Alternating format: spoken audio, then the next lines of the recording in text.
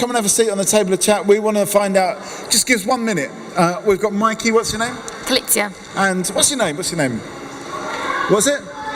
Christine, couple of minutes. Give us a couple of minutes. We need to warm this up. We need to get this going. We need some input from somebody. Maybe it's from you. Give us 1 minute just to warm it up. What's your name? Peter. Peter, come and sit down. You can wait. You can sit and wait here. Yeah. Okay. There's no problem. There's no commitment here. This table is for commitment-phobic people. And introducing Fabio.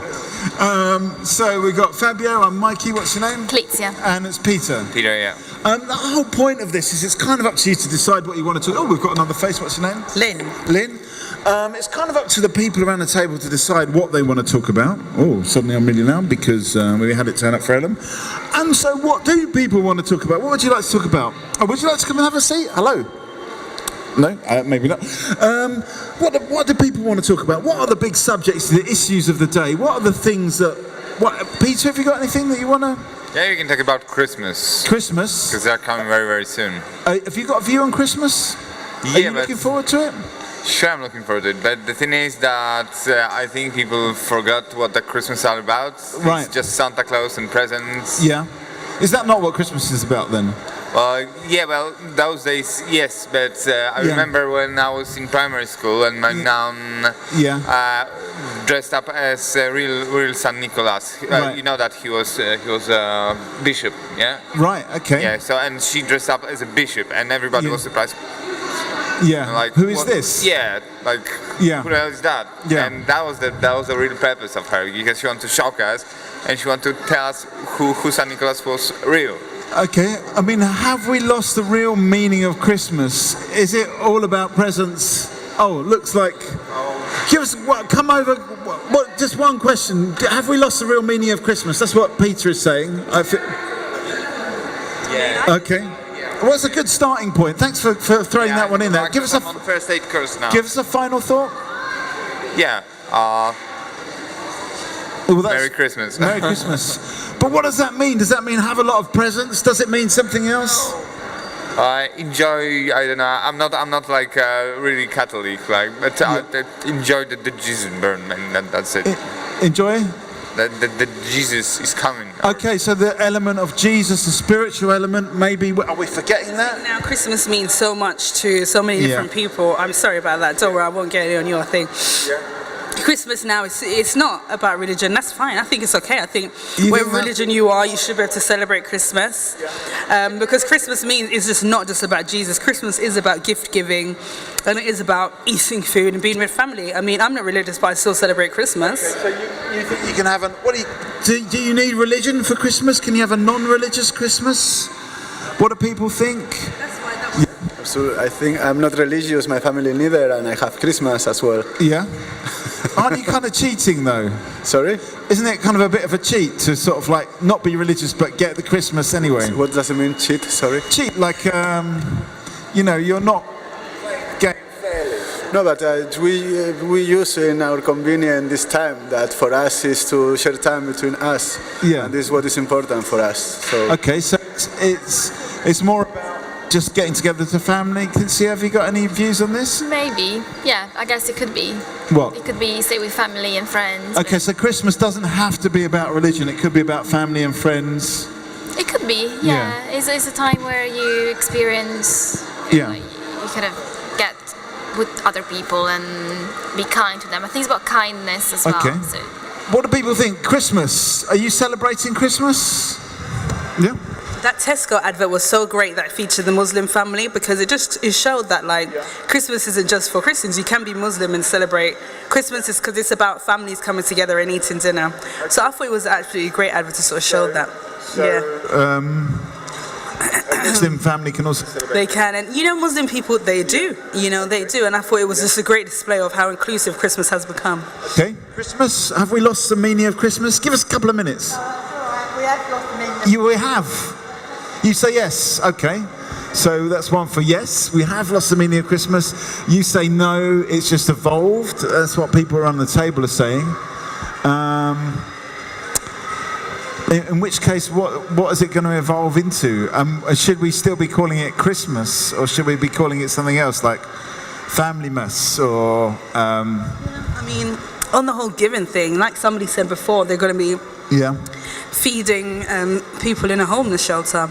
Yeah. You know, so you can give gifts in the sense of presents, or you can give gifts in the sense of volunteering your time. Yeah. So, you know, I think it's a great thing. You know, I mean, people should just be happy that people are celebrating Christmas. Okay. You know, people go on about the fact that this is a Christian country. I mean, everyone celebrates. That's great. Thing in a way, and we shouldn't be, you know, nitpicking about it. Okay, so we've got Ellen, we've got Fabio, we've got Clincio. Possibly these two. Are you back to work? Have we lost the meaning of Christmas? What do you think? Has Christmas lost its meaning now? That's what we're talking. You say no? No? It's still there. Okay, we've got a new face to the table. What's your name? Reese. Any views on this? What do you think about Christmas? Have we lost the meaning? Do you need to be Christian to celebrate Christmas? We've got people around the table that say no. It's about family. You can even have Muslims celebrating Christmas. What do you think about Christmas? I think it doesn't really matter what religion you are, as long as you have family around you to celebrate it with you, then it means a lot. Okay, so it is more about family as far as you're concerned. Did you have anything particular that you do at Christmas time?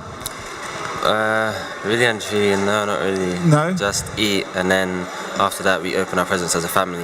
Yeah. Then get all the surprise and happiness in one room.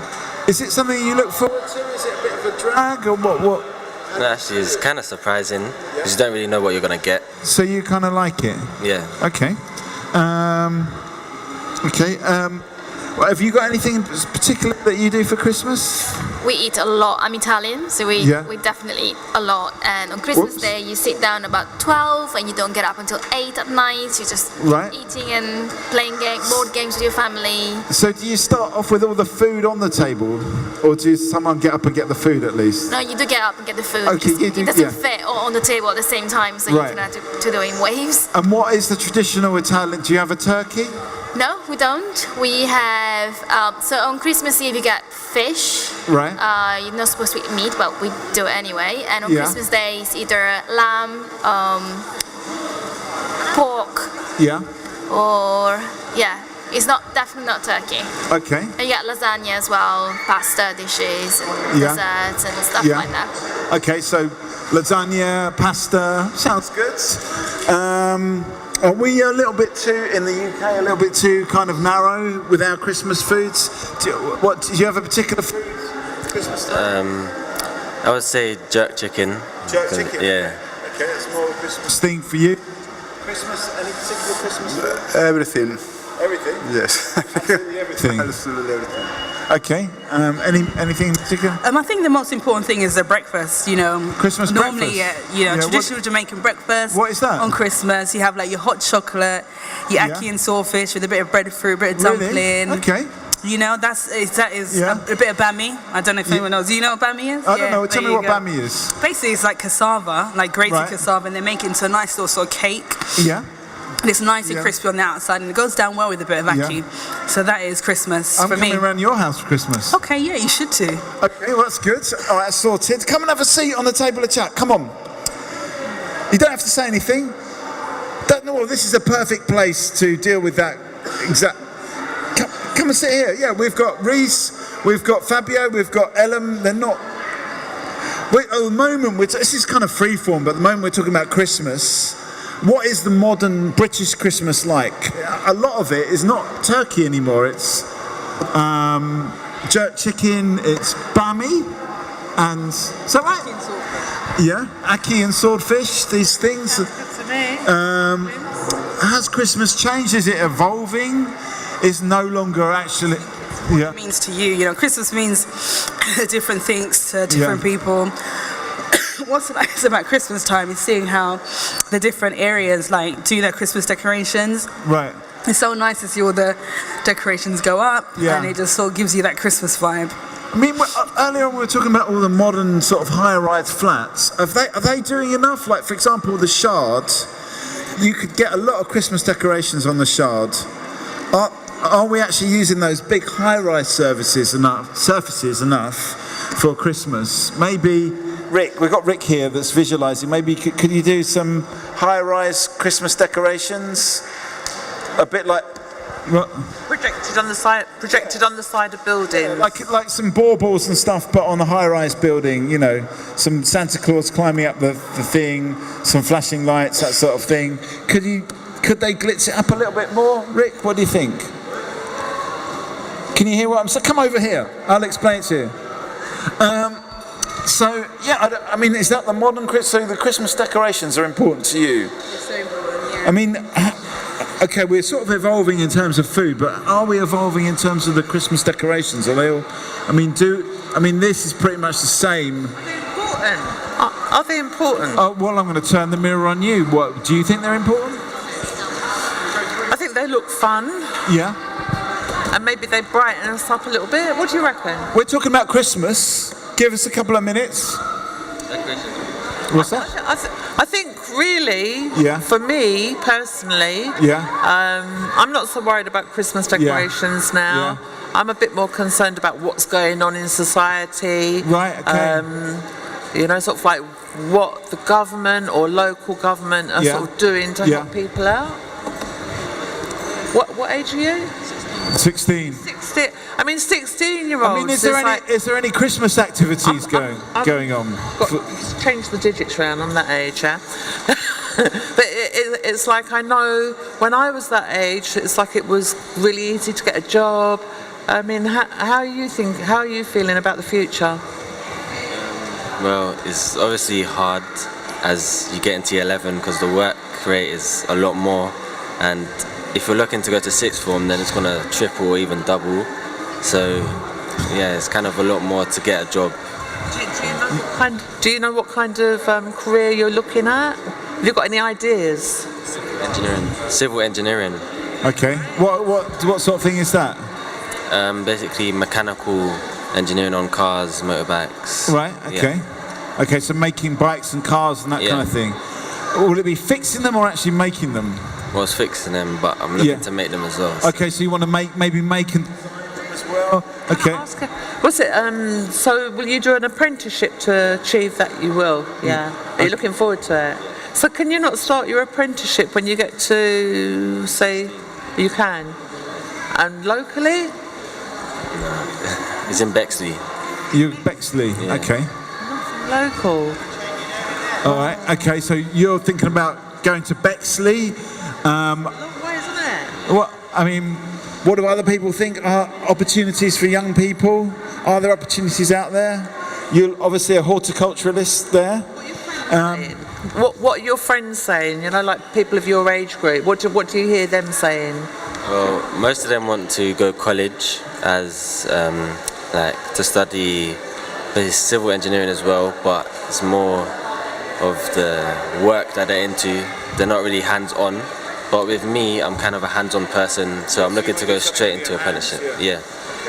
So the apprenticeship route will work for you then. Yeah, definitely. What about you, Fabio? What's your career? My career? Yes. Any creative activity makes me excited. Got to be creative. Mm-hmm. Okay. Mm-hmm. Same. Very creative. Yeah, definitely. Yeah. And a lot of people think creativity is just like within the arts, but I think creativity is within all sectors. Whether you're like a mathematician, a civil engineer, you still have to think creatively. Yeah. And I think, Yeah. Okay. What do you mean when you say think creatively? Well, you have to problem solve. I think creativity is all about problem solving. Yeah. Okay. So, I'm going to ask you, do you think young people are under a lot of pressure nowadays?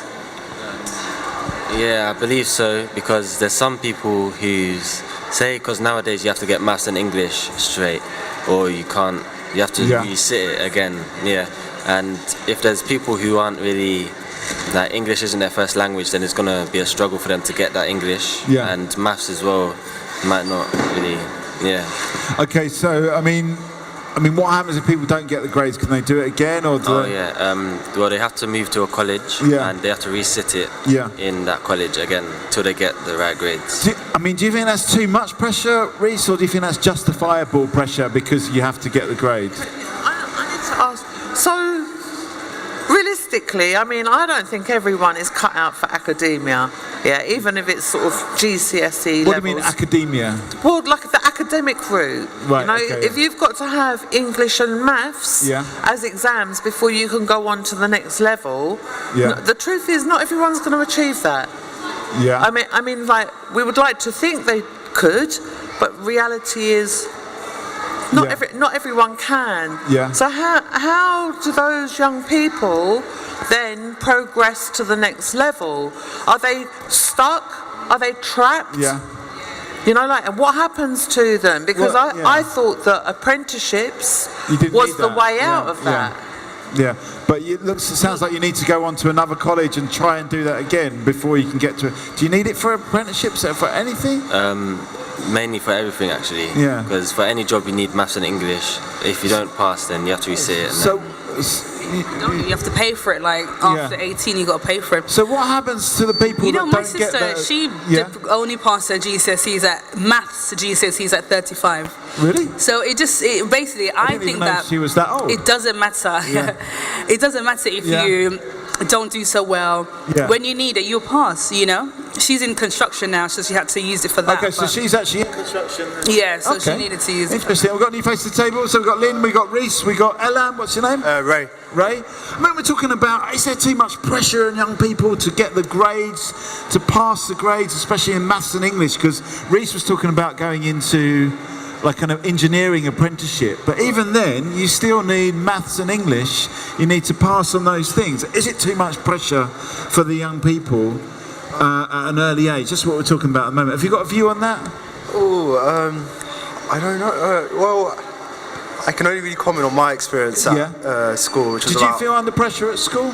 A bit, because obviously, in terms of like which college you get into, there's that sort of pressure behind it, right? So no one really wants to go to a college they never really wanted to go to. So I guess there's that sort of competition in terms of trying to outperform everyone as well. So you got a lot of pressure on that sort of terms. Also, you know, I'm not sure about, you know, some of my cousins tell me about the exams they sit now, and it sounds like it's much more harder than what I was sitting 5 years ago. So I mean, is there a way to sort of like actually, obviously you want to challenge young people, but to do it without the stress and the pressure? Is there a way to make the stress less somehow?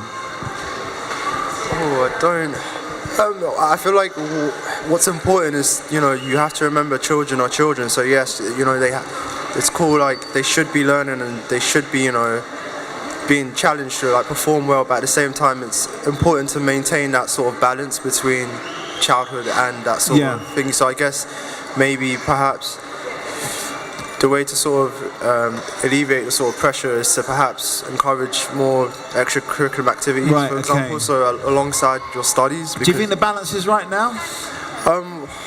I'm not too sure, because I can't really comment, but let's ask Reese. What do you think the balance is right?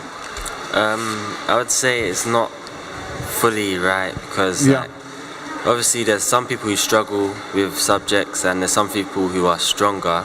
So there's not really a balance with that. But say if they're pushed by their parents, the teachers, then they'll be able to progress more. But what about stuff, you know, is it all about getting results? And I think what Ray's saying is there should be more outside activities, you know, where you're not it's just about having fun. Is there enough of that? Yeah, I feel there is enough, There is enough of that, okay, Have you got a bit older, but maybe you've got younger brothers and sisters that are going... It's a really good point that you made about like ensuring that your children are doing other activities, so the focus isn't just on your GCSEs. However, sometimes when you're in it, that all you can see is that, because the reality is, you know, that if you don't pass and you can't go onto your A-levels and stuff like that. I mean, I remember my mum telling me, just try your best. You don't have to get an A, but as long as you know you've tried your best, that's all that matters. But I still put a lot of pressure on myself to do very well. And I remember when I didn't get an A-star for a subject, and I was so disappointed that I just, you know, but anyway, I just think sometimes it's inevitable. It's only in hindsight that you realise. Let's come have a seat on a table of chat, just a couple of minutes. At the moment we're talking about, is there too much pressure on young people to like achieve, to get results? What do you think? Yeah? What are you going to say? I think the pressure now is more about image. Yeah. You know? Yeah.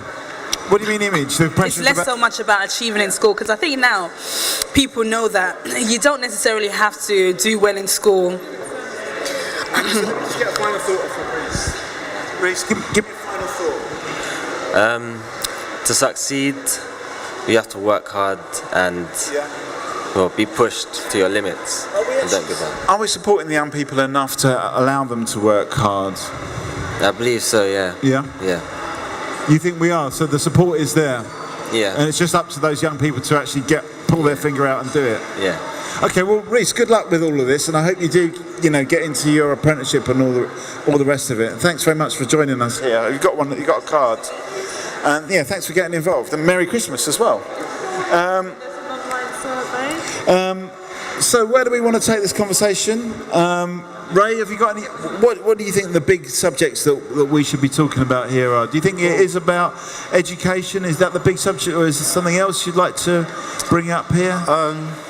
It's a tricky one. Well, perhaps because I suggest yeah. Well, I've just recently graduated. Yeah. So I've just come out of university. Yeah. But from a graduate perspective, in terms of what I could summarise what I've learned from university, yeah, I could probably tell you not much at all. So you don't think you've got enough out of it? No. In terms of like life skills, I mean, I'm very independent. I know how to sort of handle stuff and like worst case scenarios. But in terms of like career perspectives, in terms of I still feel like you've not quite got there yet. I'm still in that same mindset I was after leaving A levels. Yeah. Like I think after A levels, this sort of image about university, go to uni, get your degree, you're going to get this dream job. That was sort of sold to me, but I guess sort of feel now. No, because there's so many alternative routes. For example, apprenticeships. For example, my sister, she did an apprenticeship and she's earning so much more than the jobs that I'm currently applying for, and I'm just like, it's crazy because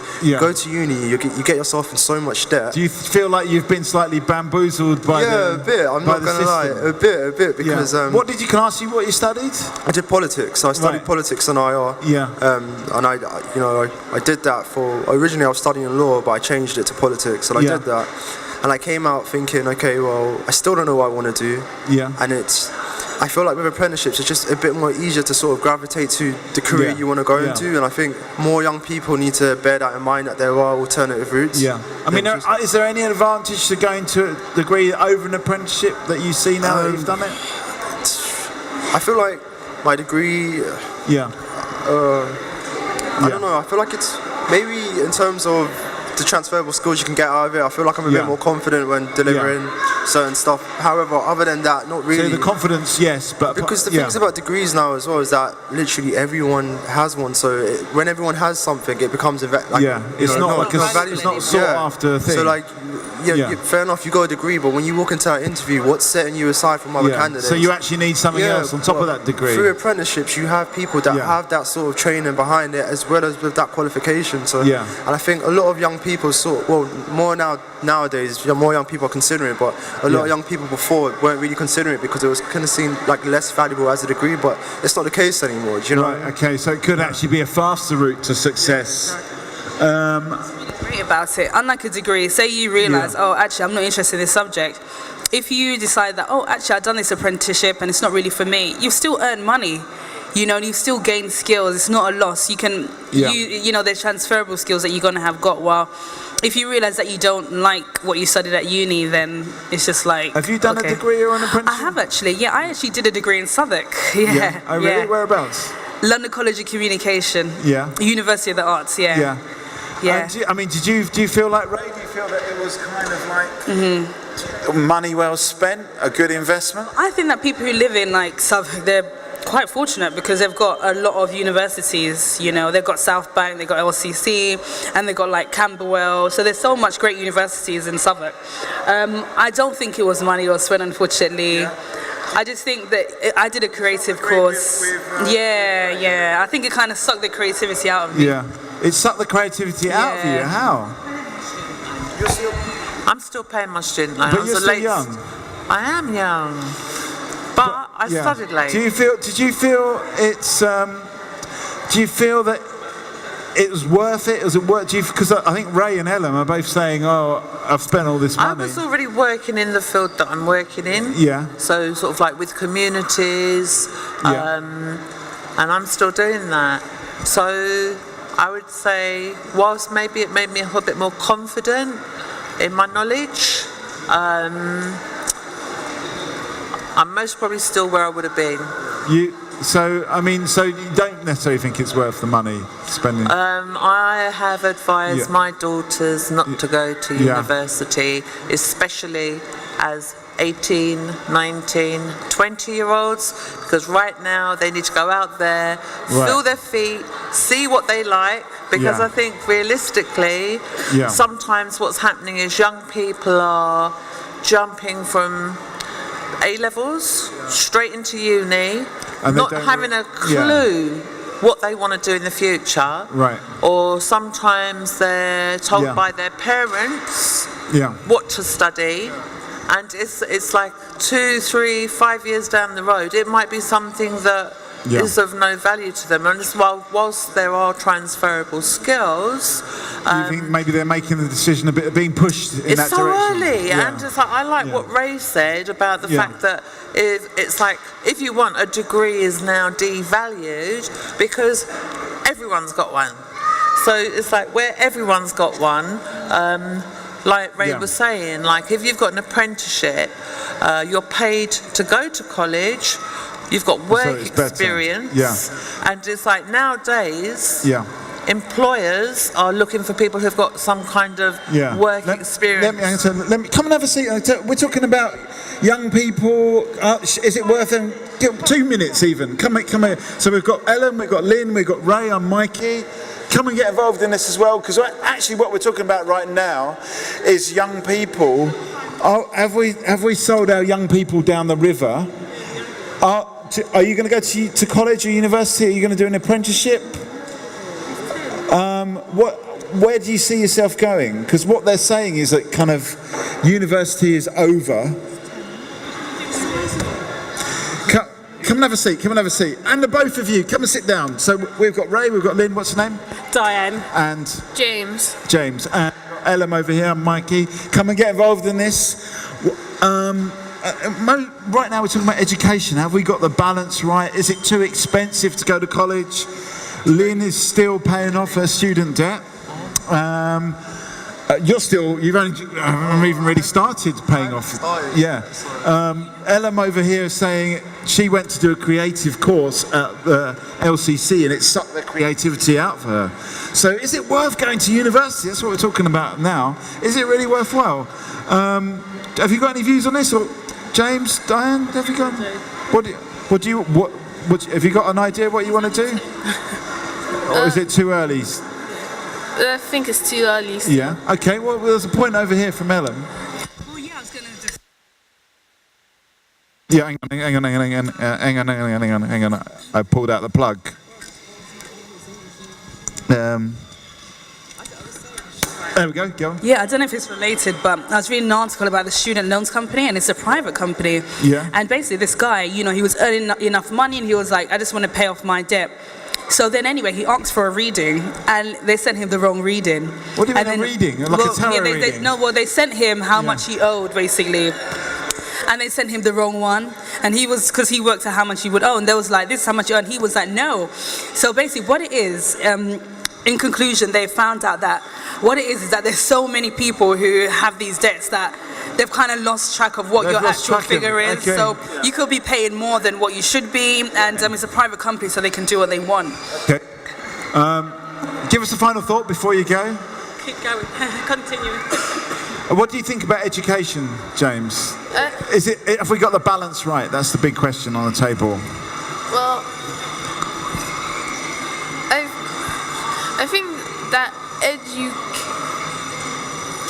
I don't know how to explain this, but what I'm trying to say is that I think they're going on well with education, on how they're teaching people on how to continue with their life. Yeah, okay, so they're doing actually, and that's what we've heard, the life skills are actually going well. Do you see yourself going to university? I do. Okay, well, I mean, at that point, hopefully we would have got the balance better. Maybe it'll be a bit cheaper by then. We'll have to wait and see. Thank you, James. Thank you. So where do we want to take this conversation? Do we see education changing in the future? Do you see yourself going back to education to get those extra things that the employers want, or what's your strategy going to be for? I feel like getting that ideal job. I'm just gonna. It's sad because I feel like when you graduate, you graduate with this knowledge behind you, and you almost want to pick the career you want to go into. But that's not the point. That's not the case for most graduates now. Most graduates have to take jobs that are literally just there, because they find it so hard to get into work. And I think that's something that sort of discouraged me from going back to. Let's say getting a master's or a postgraduate degree, because at the end of the day, if I get it, I feel like I'm still going to be in the same point that I did have. For example, if you take my sister, for example, she has a degree and her partner has I think he has a master's or a doctorate, and she's earning more money than him. But that's not even beside the point. The point is that both of them are in jobs they don't want. It's not even related to the degree. They've just taken it because of basically the money behind it. And I think that shows more about what university really is than the actual reality of the situation, because it's kind of like you have apprenticeships that are designed for specific people to go down specific routes because they know the career they want. But people with degrees because so many people have degrees, it's less valuable. People are just taking work as it comes.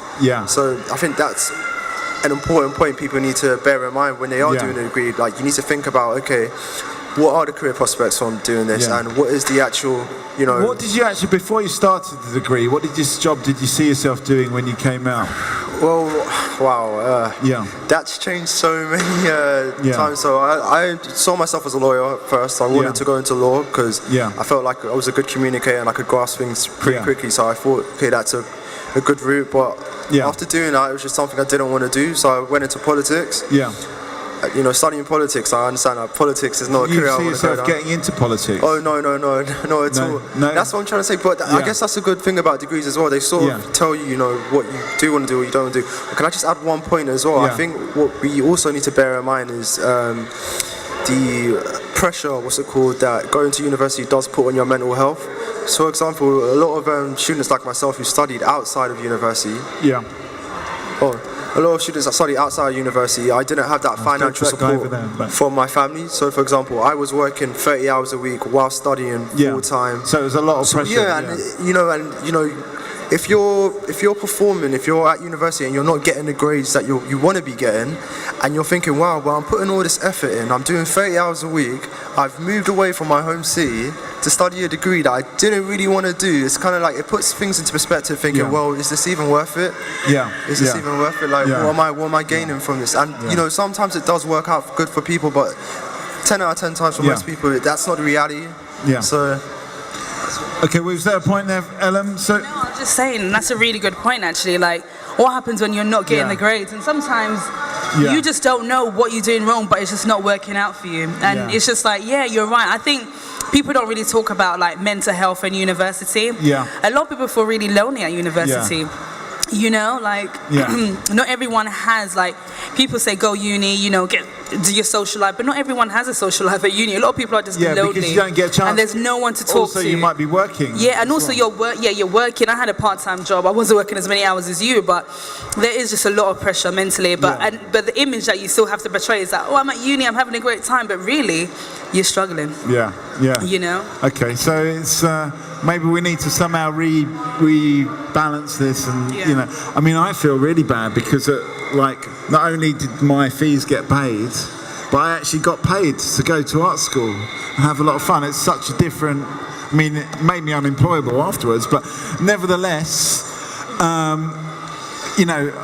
it's such a privileged experience. I didn't realise that it wouldn't be like that in the future. Do you know what I mean? So it's such a, I mean, it's not that like the student loans company is a private company, so it only benefits them that all of these people are going to university and ending up with these debts for the rest of their life, right? Okay.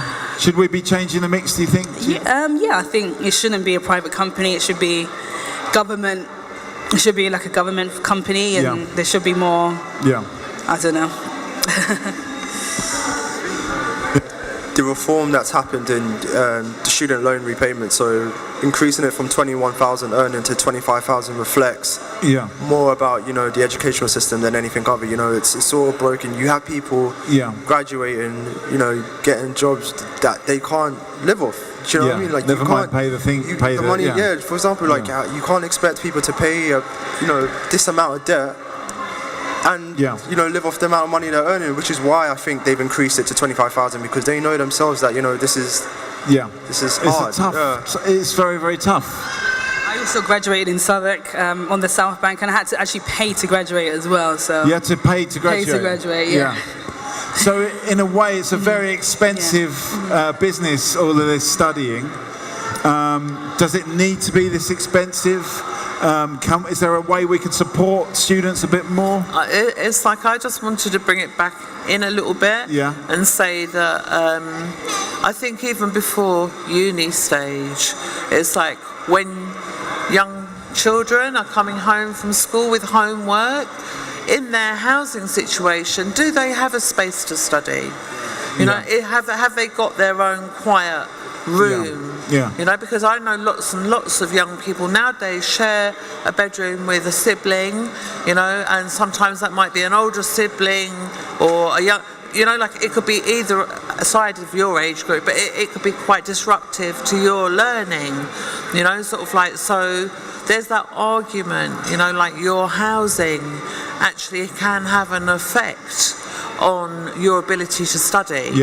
And it's like, so I kind of want to bring that back round to the fact that we have to have, because it's not just about studying today we're talking about, but it's like, future, it's like we have to have good housing for all people, young people, families, so that they can progress in life. And it's like, I think there's also that health aspect. It's like if you're in good quality housing, it's like it's proven that you have a better quality of life, you have better health, you have better educational attainment. So poor housing is really, really bad for us. So I think in Southwark, I mean, I think the point is that we need to look at sort of basically how we can improve things for all the community, for everyone. I mean, education, I think everyone would agree, is a part of that, and supporting that, having places where people can study. But how do we do that? How do we achieve that to actually? So the point was made earlier on, I think, from Reese, that it's a very stressful life to try and study, and there's so much pressure. Have people got the places to actually sit and learn and actually study? I don't think so, because I feel like back when I was going to school, the place to go to study was the library. But I know nowadays more and more libraries are closing down because there's just no general public interest in to go to the library. I mean, if you want to access something, you could just buy it online. You could just, you could just get it through like that. So there's no real, demand to go to a library, and it's a shame because it's sort of reflecting in terms of, kids' engagement with their schools. Do you think young people now still see the library as a place to study? No, because I feel like the culture of young children. I feel like the culture change of young children. Kids aren't really kids nowadays. They have mentalities of adults. They're doing things that adults are doing. Like what? For example, like just not really studying. For example, they would rather stay indoors, play Xbox, or do this than actually see any value in pursuing studies. And I feel like you have to sort of incentivize studying to get that engagement back. For example, I think when I was at school, the way we incentivized study is that the teacher used to give us, like, whoever got the most on a quiz, for example, you would get like a pack of Haribos or something. It would just drive that sort of thing.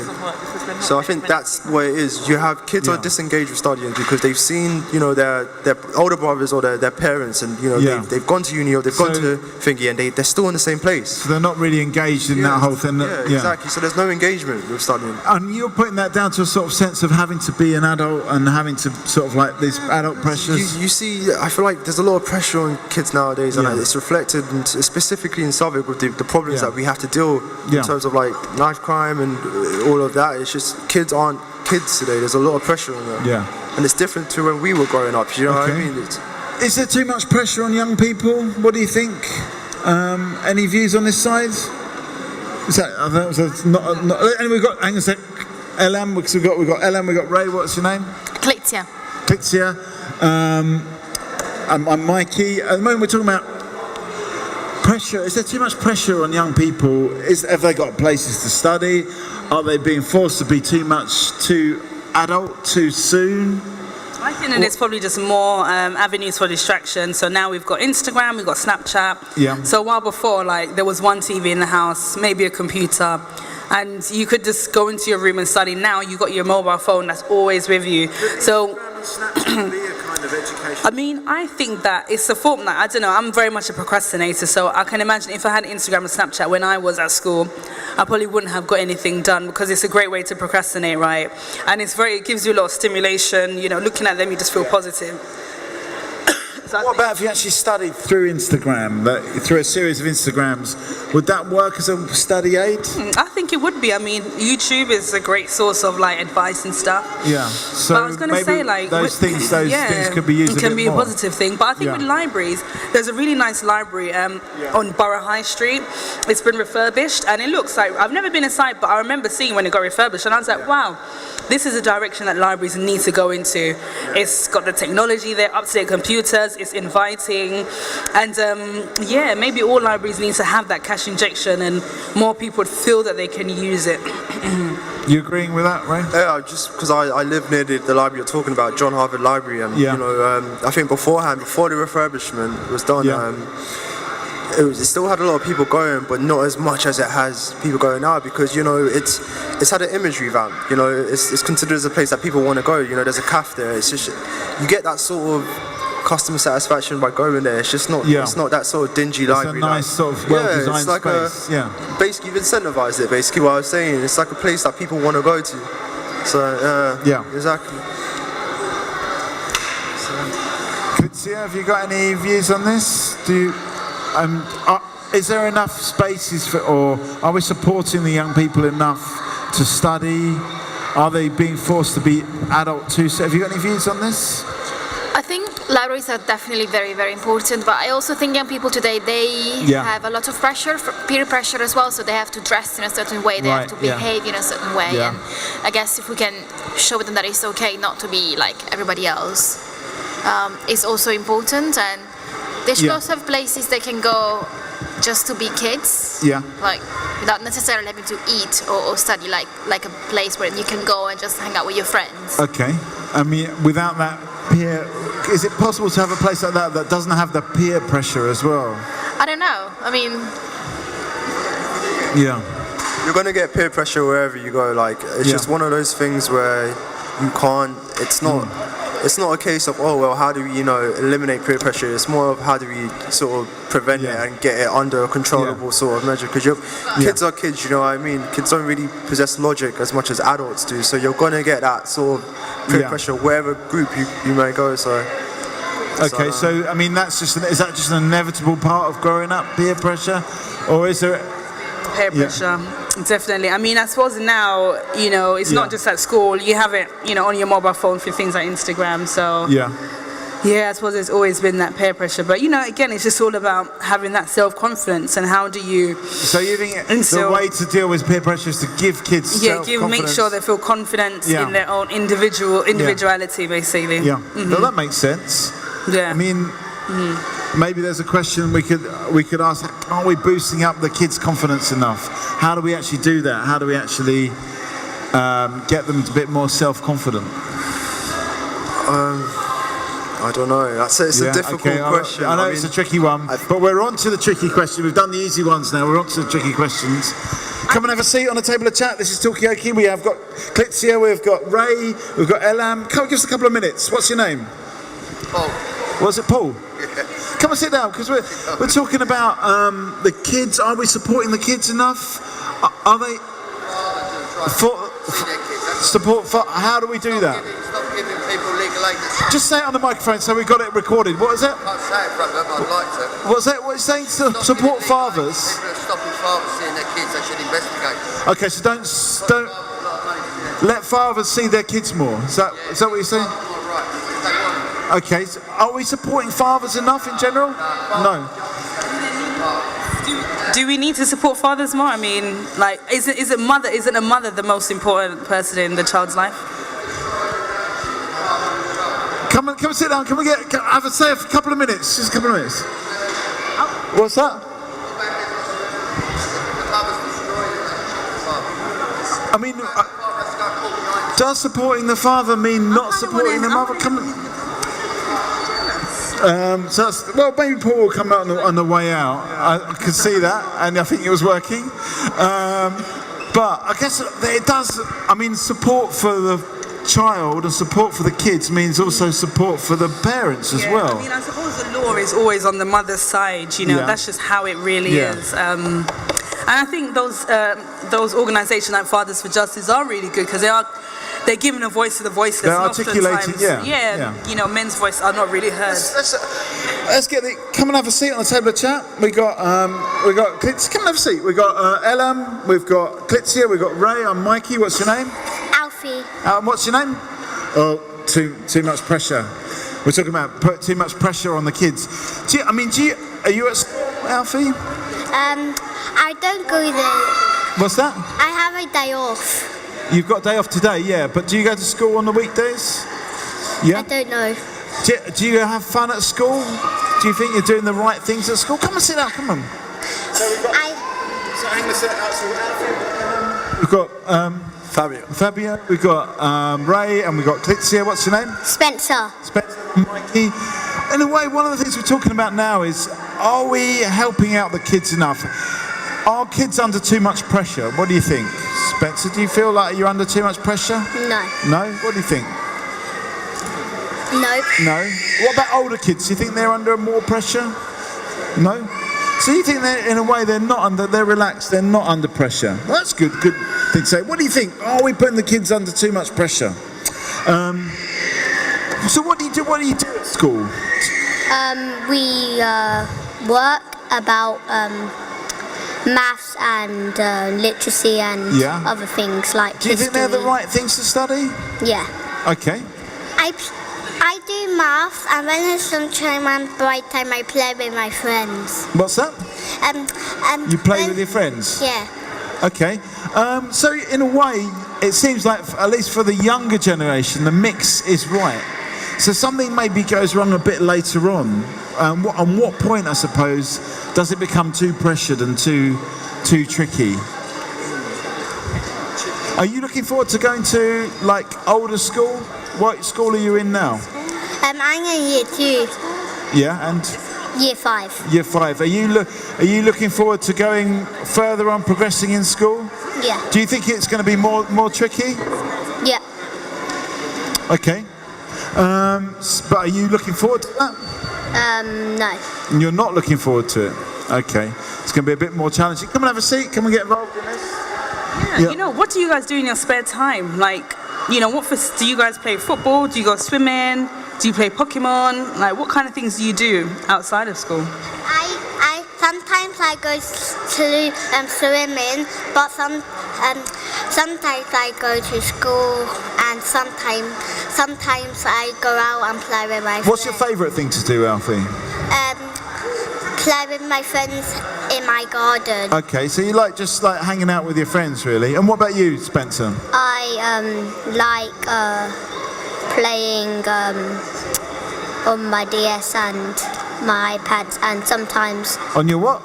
iPad and DS and. Okay, so you like playing games mostly. What about you, Klitzy? What's your favourite thing to do? I like to read a lot. Lots of books. Yes. Yeah. Anything in particular you like to read? Thrillers. Okay. Can you recommend any? Oh, there are so many. Okay. And what? Yeah. We've got a free book little library there actually. Is that something that's only in Southwark, where you can pick up a book for free, and then I think the whole idea is that once you read the book you can put it back. Right. Is that just in Southwark, or is that initiative from Southwark, or who started that, and does anyone actually use it, I wonder? I've picked up books, I've never put them back myself. Okay, do you read books? Have you read any books, Spencer, Alfie? I do. Yeah. I do. When I was in year 1 and I was bad at reading books, but my nan helps me. But I'm getting even good at because I'm in. What sort of books do you like?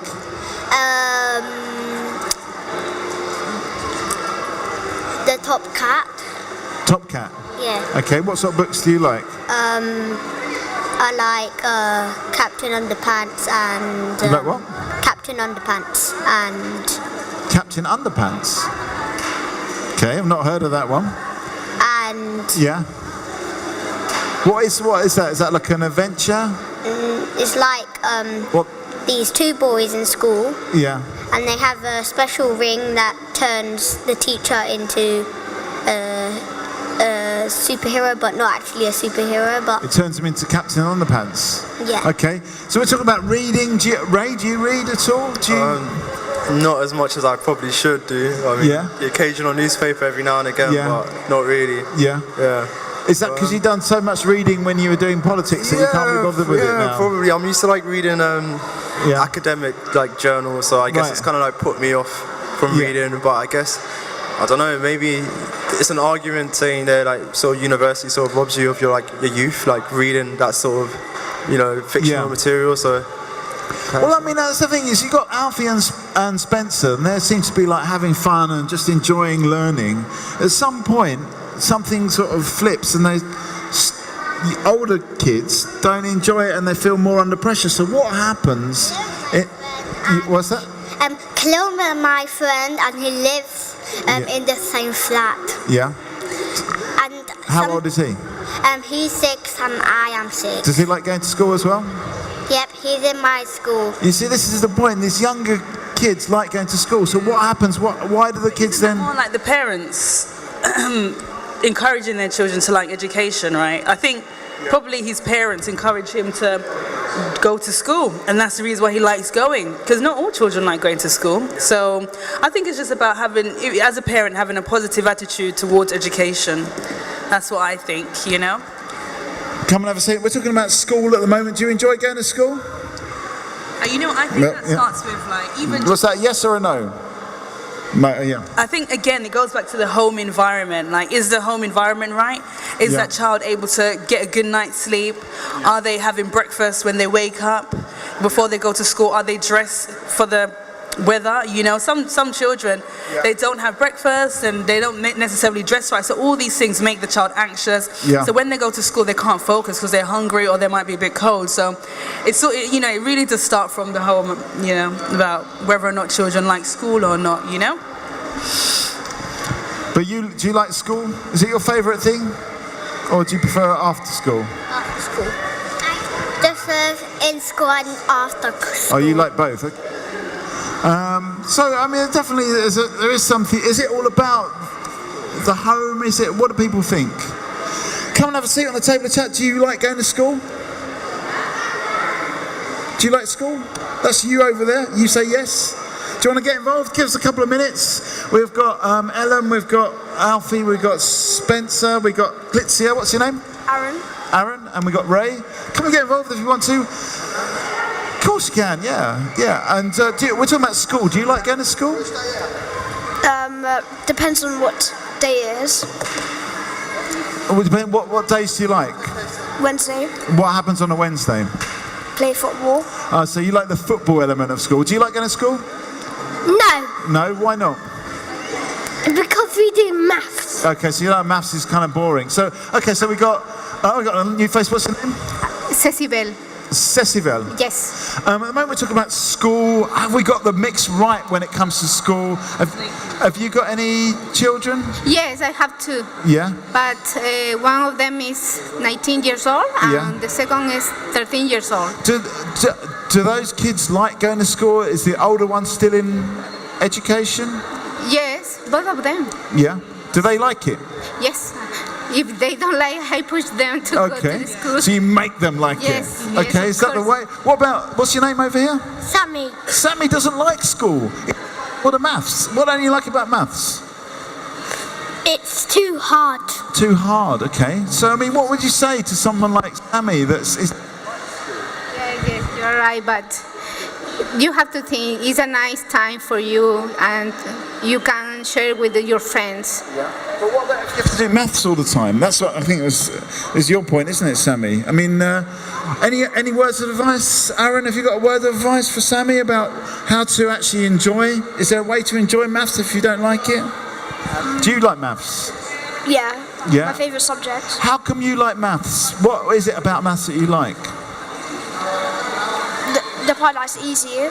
What is what? It's easier. It's easy. So you find it easy, but you find it hard. Is there anything you find hard? Literacy. Literacy. Oh, what are you like with literacy? Do you like that? Yeah. Okay, so that's interesting. You like literacy, you like maths, but you don't like the other things. That's kind of interesting. What about you? What do you like? Come and sit down. Come and get involved. And come and sit down. There's no age limit here on Talkaoke. Come and have a seat. What's your name? Havel. What? Pavel. Havel. Havel. Yeah.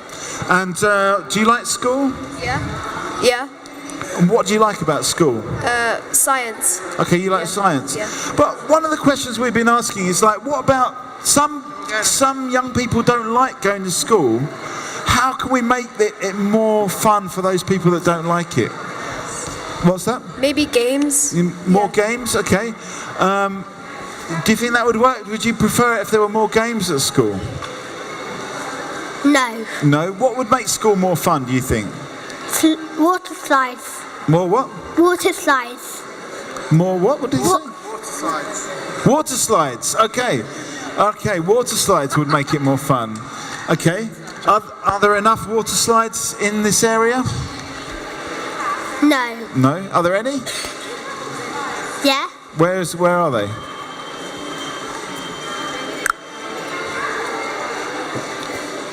Okay, we'll come back to you on that one. We've got some new faces at the table. So we've got Havel, we've got Klitzia, we've got Aaron, we've got Sammy. What's your name? Joshua. And what's your name?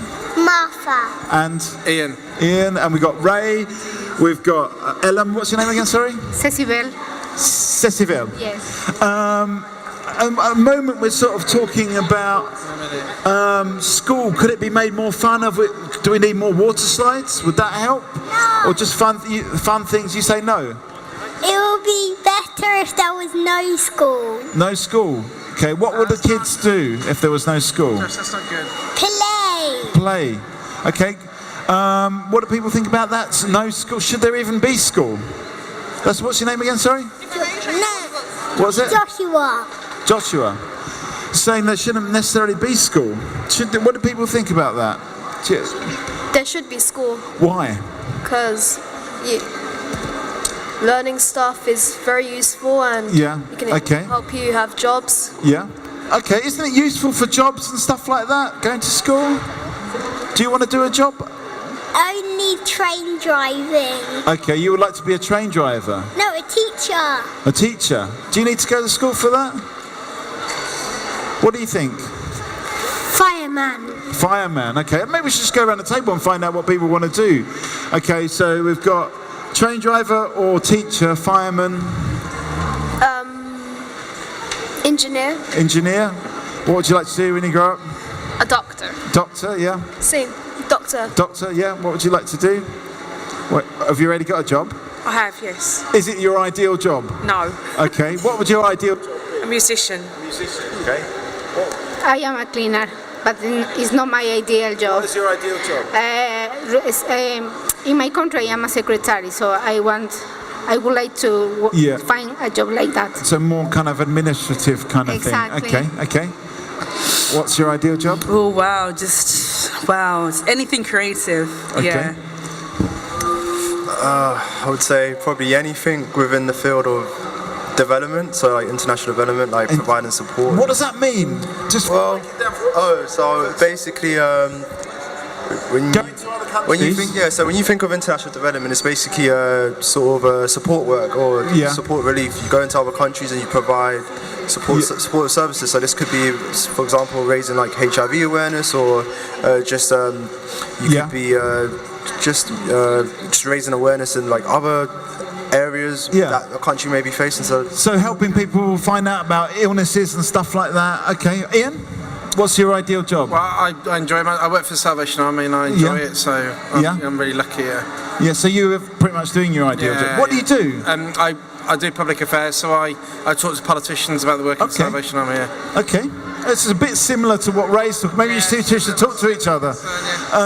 Okay, so we're talking about school, and is school leading you to your ideal job? Is it going to be what gets you there? You're saying no, we don't really need school. You're saying no, we don't need school. You're saying yes, you do need school. Is school getting you to the right place? What about you? Lisa. Lisa, do you think school... Lisa, let me just get a final thought from these guys before I'm going to come to you in a second. Give us a final thought. Bye-bye. Bye-bye. Are you looking forward to going to school on Monday? You are, aren't you, sir? No. No? What's it, a final thought? No. Yes. Yes, you are? I do like school. Okay, give us a final thought, Ian, before you go. I guess we started off this conversation sort of talking about are we supporting young people in are we supporting young people in this area enough? I mean, more maybe a bit older than the group we've got around the table now. When it comes to studying, to finding their career paths, are they actually enabled to study, or is there more we could do to help young people? I have a Christmas tree. I'm sure there is. I mean, my kids are a bit below the age when people make that decision, but I think what we need to do is put vocation and practical skills on the same level as university. Because it's interesting. That's what people have been saying. Really, it was shaped by the docks. And I think there's a sense of loss. And those kind of technical, practical jobs haven't been replaced. So I think I went to university. That's a really good thing. But we need to encourage and value those people who have practical skills, because we need those as well. And that's what this area needs, in my opinion. Okay. So more practical skill. Have you got a point to make? Merry Christmas. Okay, that's a good point. All right. Okay, they do like school. Okay, so Lisa, I was coming to you. I guess it's in a way it's the same question. You're saying you're not doing your ideal job. Do you think that there's the education out there to get? Do you say no? No, it's very lacking. Yeah. There's not enough stuff for young children and young adults in this area at all. Yeah. They just hang around on street corners and they get into trouble. There should be more youth groups. There should be more places where they can go and learn, go and study. They're closing all the libraries down. Yeah. You know, there should be more stuff for people to do, and there's nothing. So in a way, we're going in the wrong direction when we're actually withdrawing the support for young people. Okay. And what do people? Is there enough support for young people to you want to be an engineer, you want to be a doctor? Is there enough support for you to follow your dreams out there? What do you think? I'm not sure. You're not sure? I'm not sure. You don't know, okay. Do you feel supported enough? Oh, yeah. There's distractions, like YouTube, social media. Okay, so it's more about the distractions and all these distractions that are stopping you from study. Okay, that's a good point. I mean, Ray, what do you think? It seems to be the consensus is that we need to, I guess, focus more on education that will lead to jobs and stuff like that. Well, I think, just going back to the original question, is there enough support? I think, so I feel like there isn't enough support, but the support that is there's not enough transparency in terms of the support that's available. So you have a lot of residents of this area, they don't know of the actual support that there is there, for example. So for example, I currently work for Southwark Council, but before working there, I was unaware that there were schemes that funded your studies to go to university, and those are the sort of supports that a lot of people like myself are unaware of. Because there just isn't that transparency there. Okay, so it's actually about communicating what's out there as well. Come and have a seat. Can we get involved in this? A moment we're talking about, is it about, Lisa, is it about communicating some of these things that are out there? I didn't know what Ray just said, that there's stuff out there because it's not advertised enough. It's not put out there enough. Where do you think it should be advertised and put out there? Tellies, radio, not just social media sites. They're good, but more like places like this, to be fair. Advertise it, have people out there promoting it. So actually get into where the people are, go to places like. What do you think about this? Are you aware of the opportunities that are out there for young people? Do you think it needs to be advertised more? Yeah, I think it has to be advertised more. Yeah, and what sort of channels do you think it should be advertised? on? I guess, well, children do watch cartoons. So Right, okay, so TV and stuff like that, or on the internet? yeah, I guess. Which one, TV or internet, would you say? I think people use internet more, so Yeah. yeah, internet. So get out there on the internet and tell people on the internet about what's available. Aaron, have you got a view on this? Do you think there's enough communication of the opportunities that are out there for young people? Well, you could put posters around famous places like landmarks. I mean, do you know what's going on for young people in the area? I'm not sure. You don't. You'd say no. What about you, Havel? Would you say? Do you know what's going on for young people? No. Okay, so people. It seems like you're right. Don't really know what's going on, what is available for young people. But is there an easy way to tell people? Come and have a seat. Come and get involved in this. This is Talkaoke. We have got Aaron. We have got Clitzia. We have got Havel, Lisa, Ellen, and Ray, and Mikey. And come and sit down. Come. Yes, you can do it. Come and have a seat. 2 minutes. Is there an easy way to actually tell people? Shopping centre like this, one of the empty. So get more into a place like maybe this. one of the empty shops could be filled with like a youth centre. Yeah. So people can come there. I mean, there's a lot of young people that walk through here, right? So they can come here and find out where the local youth centre is, or come here for the youth centre. You know. Okay. All right. Yeah. So get what a youth centre. Do you think you could open up a youth centre in a shopping centre? Would that work? Do you think that's a good idea? It's a bloody good idea. Okay. Very good idea. Yeah, okay. Yes. I mean, do we really need 10 mobile phone shops? Do we really need all these mobile phone shops? One of them could be a pop-up centre where you can go in and find out more information of what the area is and what's in the area. So it could be like an information centre in this shopping centre. What you saying that you're agreeing with that? Yeah, I agree with her. Okay. There's lots of shopping stores and there has to be at least one youth centre for kids. Okay. I see a lot of kids around this place. Yeah. Yeah. Okay, so what would it have in it, this youth centre? What do you think, Aaron? If you're going to have a youth centre in the shopping centre, say for example that empty shop next to Tesco's, what would you have in it? Entertaining, like programs. Like what would that be, for example? Give us an example. Cartoons. Some cartoons playing, yeah? What do you think could be in the shop? I guess maybe teachers, tutors helping with other people's problems. Yeah, mental health. Okay. Yeah. So you can actually, do you think that would work? That people would come there with their mental health issues? Yeah, because mental health is related to school. For example, exams. Yeah. So you could actually have that shop and have a little bit of it dedicated to mental health? Yeah. Okay, that's an interesting idea. Some really good ideas coming out here. Rick, are you listening? Rick, are you listening? We've got Rick visualising these ideas back here.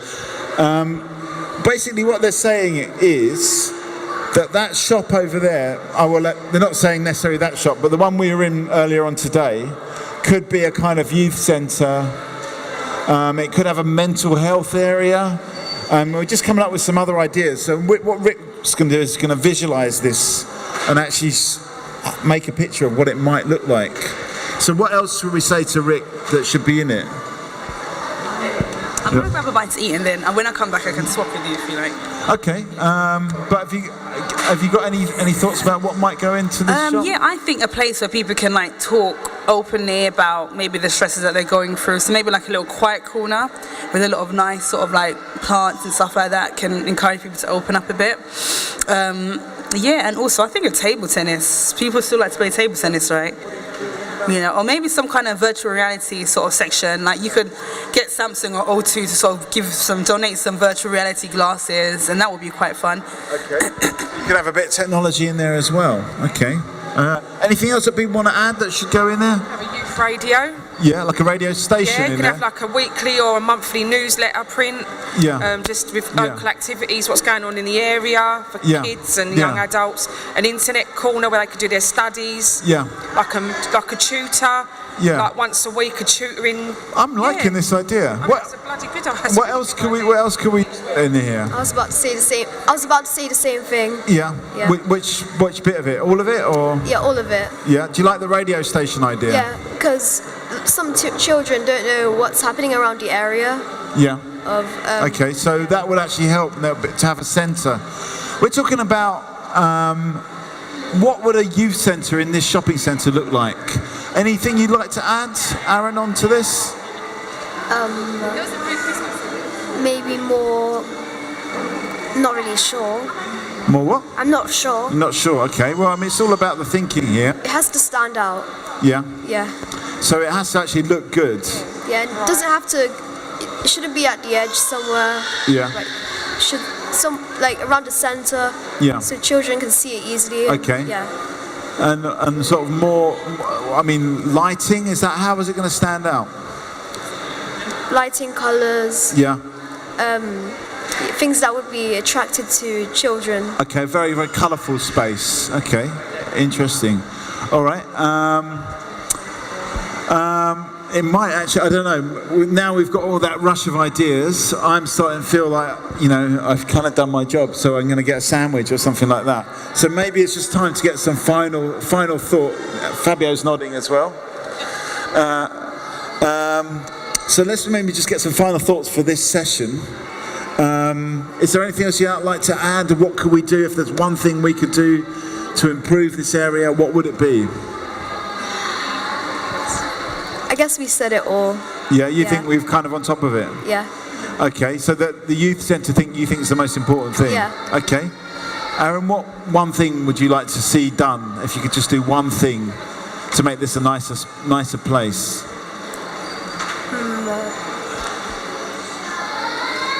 Like more